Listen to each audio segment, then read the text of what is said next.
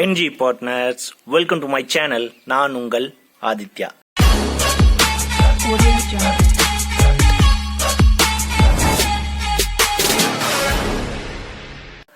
இப்ப 2025 மார்ச் 29 சனி பெயர்ச்சி. சனி பெயர்ச்சியாகி எந்த ராசிக்கு போகுது அப்படின்னா மீன ராசிக்கு தான் பயணம் பண்ண போகுது. அப்ப மீன ராசிக்கு வந்து பாத்தீங்கன்னா ஜென்மச்சனின்னு சொல்லுவாங்க. மேச ராசிக்கு வந்து பாத்தீங்கன்னா விரய சனி அப்படின்னு சொல்லுவாங்க. இந்த 7 சனியில வந்து நிறைய ப்ராப்ளங்களை நம்ம சந்திப்போம். பிளஸ் வந்து கீழே விழுந்து அடிப்படும், அம்மாவுக்கு உடல்நிலை சரியில்லாமல் போகும், இப்படிலாம் நிறைய நெகட்டிவ் சொல்லுவாங்க. ஓகே, நம்ம விஷயத்துக்கு நேராக வருவோம்.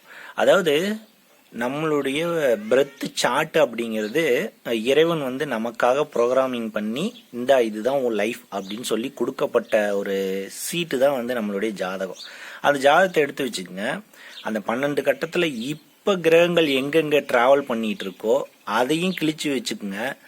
அதை அப்படியே உங்களுடைய பிரெத் சார்ட்ல அப்ளை பண்ணீங்கன்னா அதுக்கு பேர் தான் கோச்சார கிரக நாடி அப்படின்னு சொல்றது. ஸோ உங்களுடைய சந்திரன் மேல சனி பயணம் பண்ணும்போது தான் அதுக்கு பேர் ஜென்மச்சனின்னு சொல்லுவாங்க. இப்ப இதுக்கு என்ன பண்ணலாம் அப்படின்னா, சந்திரன் அப்படின்னா முத்து அப்படிங்கிற பெயர் கொண்ட கிரகம். சனி அப்படின்னா ஊர்காவல் தெய்வங்களை குறிக்கும். ஓகேங்களா, இந்த முனீஸ்வரன், ஐயனாரு, கருப்புசாமி அப்படிங்கிற காவல் தெய்வங்களை குறிக்கும். ஸோ வரக்கூடிய 2025 ஜென்மச்சனி நடக்க போற மீன ராசிக்காரங்களும் சரி, மேச ராசிக்காரங்களும் சரி, உங்க சுற்று வட்டாரத்துல கூகுள்ல சர்ச் பண்ணுங்க, முத்து முனியப்பன் எங்க இருக்காருன்னு பாருங்க. அந்த முத்து முனியப்பனை ஒவ்வொரு சனிக்கிழமையும் அல்லது ஒவ்வொரு திங்கக்கிழமையும் அல்லது மந்த்லி 1 டைம் ஆகுது அந்த கோயிலில் போய் ஒரு விளக்கு போட்டுட்டு அந்த முனியப்பனை கும்பிட்டுட்டு அங்க அந்த வைப்ரேஷனை வாங்கிட்டு வாங்க. முத்து முனியப்பன்னா என்னங்க, அதனால என்னங்க பலன் அப்படின்னா, இப்ப சனி வந்து சந்திரன் மேல பயணம் பண்ணும்போது சந்திரன் வந்து உங்களுடைய மனசும் உங்களுடைய உடலையும் குறிக்கக்கூடிய ஒரு கிரகம். சனி வந்து எதையும் ஒரு தாமதமா கொடுக்கக்கூடிய கிரகம்.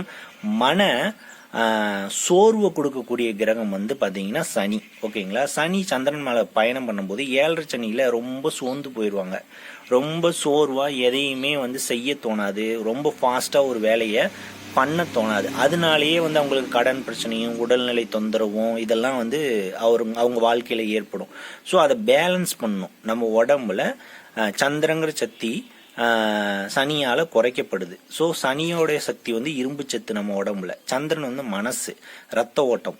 இதை பேலன்ஸ் பண்ணும்போது அதுக்கு உண்டான கிரக சேர்க்கைக்கு உண்டான கோயில் தான் முத்து முனியப்பன் கோயில்.